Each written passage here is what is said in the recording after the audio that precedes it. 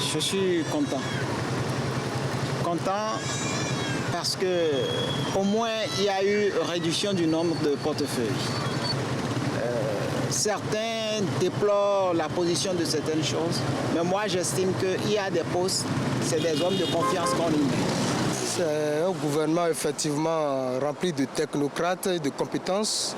Comme il nous a promis, c'est effectivement le nouveau départ. Ce que nous allons conseiller à ce gouvernement, c'est d'éviter les erreurs du passé.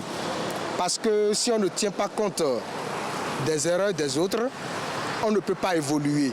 Et il est là pour faire progresser le Bénin vers le développement.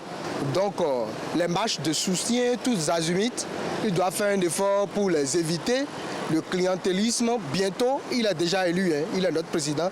Bientôt, vous allez voir un peu partout dans les presses, les journaux, nous soutenons le président, son excellence, monsieur le président, Patrice Talon. On veut des hommes d'action.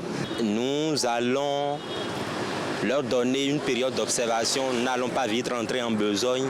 Nous allons les observer pour voir si vraiment ce qui a été dit pendant la période de la campagne électorale est vraiment respecté pour la constitution de ce gouvernement-là. Je prie que le peuple béninois soit vraiment, chacun n'a qu'à rester à sa place pour le moment. Pour que ces gens-là soient et continuer à travailler et pour que notre Bénin avance. Comme lui-même il a dit qu'il veut la compétence, seul lui peut dire ce qui l'a amené à faire ce choix-là. Je me dis forcément, ce n'est pas le nombre de femmes qui fait le développement durable de notre pays, mais plutôt la compétence qui se trouve en ces femmes-là.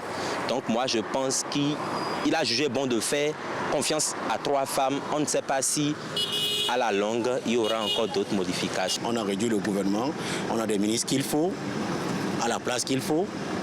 Que veut le peuple encore? On attend de voir ce que le gouvernement de Talon va faire.